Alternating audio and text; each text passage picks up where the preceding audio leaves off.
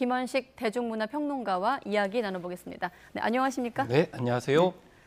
저는 주유소가 보라색인 걸 보고 나오기도 했는데 지금 온통 보랏빛입니다. 네. 벌써 데뷔 10주년이 됐습니다. 우리가 뭐 여러 기록 또 수상할 때마다 이런 의미를 짚었습니다만 10년이 됐어요. 네, 그렇습니다. 이 정확하게는 2013년 6월 12일 날 싱글곡인 To School, For School이라고 하는 그런 곡을 가지고 활동을 시작을 했는데 네. 예, 사실 무대에 첫 오른 것은 6월 13일이기 때문에 데뷔 10년을 이제 13일로 잡는다 이렇게 보시면 되겠습니다. 흑수저 아이돌이라는 평가를 받았는데 처음에는 사실 대형 기획사에 밀려가지고 국내에서는 오히려 저평가된 그런 상황이 있어서 오히려 해외 팬들이 그 가치를 알아보고 팬덤을 형성하면서 오히려 해외에서 더 인기가 있다 보니까 국내에서는 좀 어리둥절했던 그런 상황이 됐는데 이제 10년 차에 들어선 그런 상황을 맞게 됐고 지금 현재 10주년 맞아가지고 해외에서 엄청나게 많은 팬들이 서울 등을 중심으로 해서 이제 방문을 하고 있는 그런 상황이고 앞으로 예정돼 있는 행사에 또 참여할 예정이라고 보시면 되겠습니다. 네, 뭐 서울 시내 곳곳이 보랏빛으로 물들었다 지금 계속 이야기를 하고 있습니다만 서울시에서는 또 서울 방탄 투어 지도까지 제작을 했습니다. 이거 방탄소년단 관련된 명소가 13곳 포함됐다고요? 예, 그렇습니다. 무엇보다도 지금 세계적으로 많은 팬들이 이때를 기다렸는데요. 네. 왜냐하면 코로나19 때문에 마음대로 오가지 못하는 그런 측면들이 있었습니다. 그래서 뮤직비디오에 등장하는 아니면은 SNS나 또 이제 유튜브에 등장하는 곳을 좀 방문하고 싶다라는 열망들이 있었거든요. 그래서 지금 방문을 해야 되는데 사실 서울시가 협조를 해서 보라색으로 이렇게 여러 가지 야경을 즐길 수 있도록 했습니다. 근데 이 왜 보랏빛이냐? 사실 이것은 이제 2016년으로 거슬러 올라가야 되는데요. 이 팬미팅에서 이 팬들이 응원봉이 있거든요. 응원봉에다가 보라색 커버를 이렇게 씌워가지고 보라색으로 응원을 하기 시작을 했습니다. 그러니까 이것을 방탄소년단 멤버들이 보고 보라해라고 하면서 의미 부여를 했는데 구체적으로 의미는 이겁니다. 이 무지개의 마지막이 보라색이거든요. 그래서 우리 끝까지 마지막까지 서로 사랑하자라는 의미를 갖고 있기 때문에 그 이후부터 방탄소년단을 뜻하는 보라색이 자리매김하게 됐고 이번에 또 서울 타워 등의 보랏빛으로 물들이게 되는 그런 상황이 됐습니다. 무엇보다도 야경을 보려면 어떻게 해야 되냐면은 밤까지 있어야 되잖아요. 그럼 숙박을 해야 됩니다. 그렇기 때문에 이제 관광 관점에서도 서울시에서 숙박을 유도하는 그런 측면 그리고 우리가 관광 관점에서도 이 야간 콘텐츠가 굉장히 중요하거든요. 그래서 이제 엔터투어먼트라고 하는 전문 용어가 나오게 되는데 그 엔터투어먼트의 참여자들이 전 세계 청춘들이라는 점이 굉장히 큰 의미가 있고 역사에 기록할 만하다고 생각이 듭니다. 네, 서울 방탄 투어 아까 보여드렸는데 아미들은 다 이미 알 것 같고 아미가 아니어도 관심 있는 분들은 저희가 아까 준비한 화면 참고하시기 바랍니다. 아까 차정윤 기자 기사 속에서 그들의 뿌리를 보고 싶어서 여기 왔다 이런 해외 팬의 목소리가 좀 인상적이었는데 아까 좀 연장선의 질문인데 외국 관광객 특수를 기대할 정도라고요? 그렇습니다. 그래서 성지순례라는 단어가 있고 그것을 이제 관광과 결합했을 때 성지순례 투어라고 얘기를 하거든요. 대개 이제 성지순례는 종교적 의미이지만은 K-팝 팬들에게는 앞서서 말씀드린 대로 뮤직비디오에 나온 공간, 예를 들면 뭐 경복궁이 될 수도 있는 것이고요, 또 반포대교가 될 수도 있습니다. 그곳을 이제 방문하는 것이 팬으로서의 어떤 자격 혹은 입증이라고 볼 수가 있겠고 방문해서 실제로 사진 찍은 것을 인터넷에 공유를 많이 합니다. 실제로 6월 달 같은 경우 이미 오래전에 숙박업소, 특히 이제 게스트하우스 등이 이제 계약이 다 됐는데도 불구하고 문의하는 해외 팬들이 굉장히 많다는 거고요. 심지어는 숙박 공유를 할 사람을 찾는 SNS 게시물도 있습니다. 그리고 여의도에서 17일 날 또 관련 행사가 하는데 여의도에서 얼마나 가깝냐 이런 것들을 많이 물어보는 그런 상황입니다. 심지어는 일정이 안 될 경우, 예를 들면은 6월 13일 기준에서 그 일정에 맞춰가지고 오실 수 없는 분들 있잖아요. 이런 분들은 미리 앞당겨가지고 방문하시는데 기본적으로 한 달 이상을 머문다고 하세요. 그러니까 굉장히 깊이 방탄소년단에 관련된 흔적들을 찾아가는 팬들의 그런 진정한 마음을 느낄 수가 있겠고 당연히 이런 것은 경제적 효과까지도 연관된다고 생각이 듭니다. 저희가 뉴스를 보도하면서 뭐 최초, 최다라는 수식어가 붙을 때마다 그와 함께 또 반가운 소식을 저희도 좀 보도를 해왔었는데 지난 10년 동안 BTS가 남겨놓은 최초 또 최다의 수식어가 붙었던 어떤 기록들도 좀 살펴볼까요? 네, 그래서 우리가 2012년에 싸이의 강남 스타일이 싱글 차트인 이제 핫 100에서 2위를 7주간 했었거든요. 그래서 안타까웠는데 그렇지만은 이제 2018년에 빌보드 200이라고 하는 메인 앨범 차트에서 러브 유어셀프 전 티어라고 하는 그런 앨범으로 첫 1위를 차지하기 시작합니다. 그리고 나서 2020년에 빌보드 핫 100이라고 하는 싱글 차트에서 다이너마이트로 드디어 1위를 차지를 하게 되고요. 예. 또 그 이어서 이제 라이프 고우스 온이라고 하는 노래로 또 이 싱글 차트에서 1위를 차지하는데 이게 큰 의미가 한국 노랫말로 다 돼 있어요.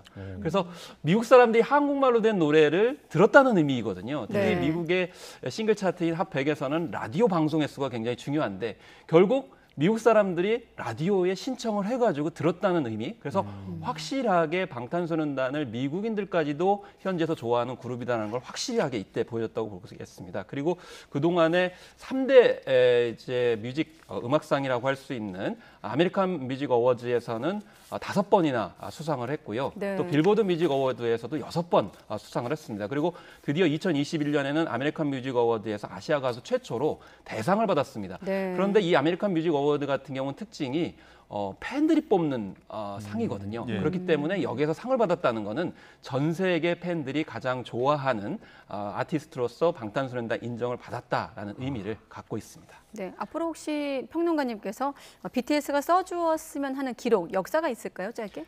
사실 우리가 그래미 수상 여부를 굉장히 많이 성원을 했었죠. 네. 그래서 2021년에서부터 해가지고 베스트 팝 듀오 그룹 퍼포먼스의 부문 후보에 올랐고 2022년에도 올랐고 2023년에도 올랐습니다. 특히 2023년에는 뭐 앨범상뿐만이 아니고 뮤직비디오상 후보에도 올랐습니다만은 아쉽게 수상은 못했어요. 근데 사실 이 부분은 좀 우리가 되짚어봐야 되는 게 두 가지 특징이 그래미에 있습니다. 일단 현업에 종사하는 사람들이 투표를 하기 때문에 미국 안에 있는 사람들은 외부에 별로 관심이 없어요. 무슨 말씀이냐면 계속 문을 두드려야 됩니다. 그런데 일단 비욘세 사례도 그랬습니다만은 비욘세 같은 경우도 처음에 수상을 잘 못했었어요. 네. 그렇지만 한 번 수상을 하기 시작하니까 본물 터지시듯이 계속 수상을 했거든요. 그렇기 때문에 계속 문을 두드려야 된다는 점이 굉장히 중요하고요. 두 번째는 빌보드 같은 경우는 K-팝을 반영할 만한 후보가 사실상 없습니다.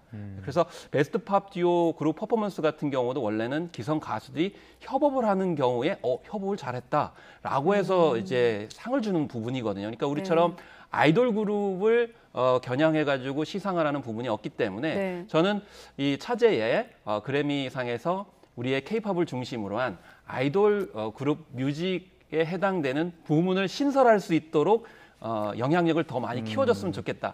그랬을 때 우리의 아시아 음악을 포함해서 한국의 K-팝이 좀 더 위상을 확실하게 갖출 수 있을 거라고 생각이 들고 네. 이런 점이 충분히 저는 가능하다고 생각을 하고 있습니다. 예, 네. 어떤 그 K-팝의 세계화라는 측면에서 봤을 때 BTS가 한국 대중음악 역사의 어떤 큰 변곡점이 됐다 이렇게 평가하는 분들도 계시던데 무엇보다도 이제 후배들의 활동에도 굉장히 큰 영향을 미치지 않았습니까? 사실 이거는 이제 역설계라고 이제 용어를 사용을 하게 되는데요. 그러니까 요즘에 4세대 그룹, 예를 들면 뉴진스라든지 피프티 그리고 스트레이키즈 같은 경우로 보면은 4세대 그룹인데 이 그룹들의 특징을 보게 되면 방탄소년단의 성공 전략이 바로 그대로 적용이 돼 있습니다. 예. 예를 들면은 국내보다는 바로 해외에서 활동을 하고 심지어는 반응이 더 좋습니다. 그래서 오히려 국내에서는 좀 어리둥절한 경우가 있어요. 네. 피프티는 6개월밖에 안 되는데 해외에서 지금 영국에서 11주째 차트에 들어가 있는 그런 상황이거든요. 그다음에 예전에 아이돌 그룹 같은 경우는 소통을 잘 하지 않았어요. 왜냐하면 약간의 좀 아이돌이라고 하는 우상의 개념이 있었기 때문에 인간적 소통보다는 좀 거리를 두면서 약간 신비감을 줬었거든요.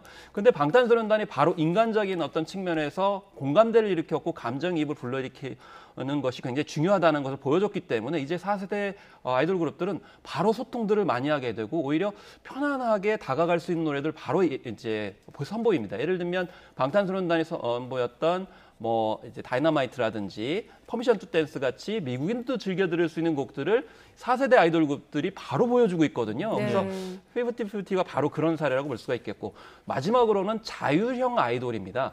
예전에 우리가 아이돌 그룹 하면 기획에 맞춰가지고 기계적으로 움직이는 그런 측면들을 많이 생각했어요. 그런데 방탄소년단 이후에는 자율적으로 자기들이 발전적으로 선을 보이기 때문에 아티스트라는 단어를 쓰는 거거든요. 그래서 스트레이키즈 같은 경우에도 자기들이 자율적으로 안무를 짠다거나 프로듀싱하는 능력들을 보여주기 때문에 이런 점들이 방탄소년단이 열어젖힌 그런 비결들을 바로바로 적용하는 것을 이렇게 확인하실 수가 있습니다. 또 우리가 BTS를 향해서 군백기가 무색하다 이런 표현들도 하거든요. 마침 또 국방일보 일면에 아미가 또 깜짝 광고를 실어서 눈길을 끌기도 했는데 우리가 방탄소년단 얘기할 때 또 아미를 빼놓을 수 없지 않겠습니까? 그 그렇습니다. 팬덤과 함께한 선한 영향력에 대한 네. 질문 한번 드려보면요. 그래서 지금 현재 뭐 군백기라고 해가지고 좀 암흑기라고 되게 군 복무 생활을 하는데요. 이제는 아미를 통해 가지고 그것은 예전 얘기다라는 것을 보여주고 있습니다. 왜냐하면 사실 우리 K-팝이 가장 기존 음악과 다른 게 뭐냐면 음악을 공유하는 방식이 완전히 달라졌습니다. 그러니까 SNS를 통해서 소비를 하고 공유를 하거든요. 그렇기 때문에 비록 멤버들이 한 명 한 명 갔을 때 군백기로 하지만은 여전히 팬들은 성원을 보내고 관련 컨텐츠를 계속 공유하기 때문에 군에 개별적으로 간다 하더라도 2024년에 돌아왔을 때 이제 군백기가 없는 상태를 보여주기 때문에 바로 활동을 해도 더 나은 모습들을 보여줄 수 있다는 점을 외연을 확장시킨다는 측면에서 잘 보여주고 있습니다. 네, 시간은 없지만 짧게 한 가지만 여쭤보면 여기는 YTN이기 때문에 10년 됐거든요. 지금 BTS의 가장 큰 고민은 무엇일까요? 가장 뭐 고민이라기보다는 지금 현재 시도하고 있는 부분들이 일정한 결실이 맺어지도록 응원하고 지지하는 것이 필요합니다. 왜냐하면 기존의 아이돌들은 7년차 신드롬이 있었거든요. 네. 나이가 또 제한이 있었고 그렇기 때문에 7년 넘으면 개별적인 활동에서 해체되어 있었는데 지금 방탄소년은 그렇게 하지 않겠다. 향후 10년 이후에 아티스트로서 계속 활동을 하겠다 이렇게 보여주고 있기 때문에 이 네. 새로운 시도에 대해서 응원이 필요합니다. 예, 알겠습니다. 평론가님 오셨기 때문에 다른 대중문화 소식 한 가지만 더 짚어보겠습니다.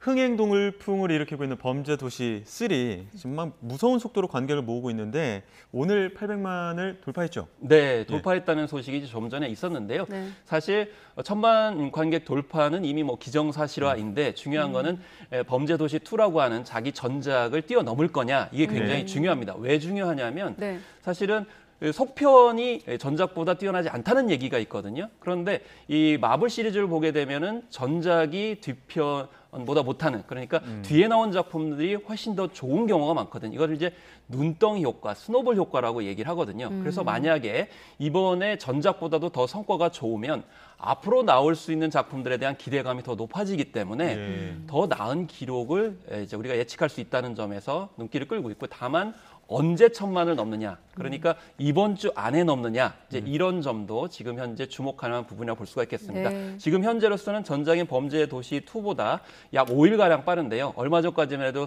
3일 빨랐었거든요. 네. 그렇기 때문에 아마 뒷심을 좀 발휘하고 있지 않나 이렇게 생각을 해봅니다. 네.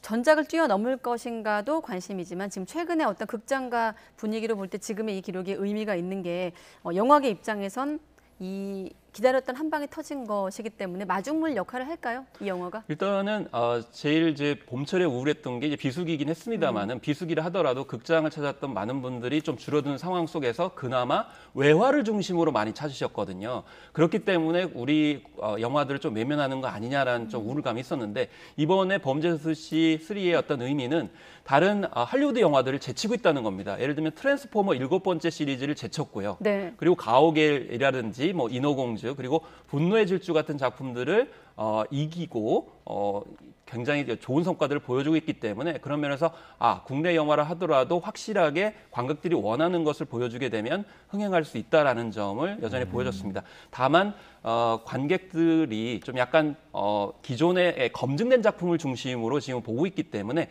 이런 점은 약간은 좀 우려스러운 점이기도 합니다. 네. 원래 영화계에서는 본편보다 나은 속편 없다 이런 이야기들도 있었는데 이 범죄도시 3가 회차를 거듭할수록 더욱더 인기를 끌고 있는 비결이 있다면 어떤 게 있을까요?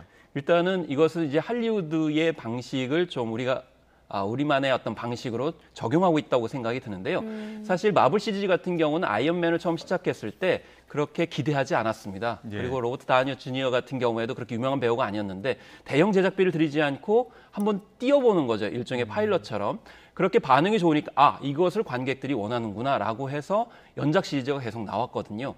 마찬가지로 범죄도시 같은 경우에도 이 편이 만들어지기까지 5년이 걸렸습니다. 그러니까 처음에는 별로 기대하지 않았는데 이런 것을 원하는구나라고 해서 그 이후에 8편까지 만들 계획을 세웠거든요. 그래서 앞으로 우리 영화도 처음부터 블록버스터 영화, 예를 들면 굉장히 유명한 배우라든지 또 대형 제작비 그리고 인기스타 감독이 아니고 관객들이 정말 원하는 것이 무엇인지를 타진을 하고 그것에 성과가 있었을 때 범죄도시처럼 선택과 집중을 하면은 이렇게 성공적인 사례를 만들 수 있다라는 점을 이번에 잘 보여주고 있다라고 분석할 수가 있겠습니다. 네. 오늘 다 못한 영화 얘기는 혹시라도 1000만 관객 달성을 하게 되면 다시 한번 기회를 만들어 보겠습니다.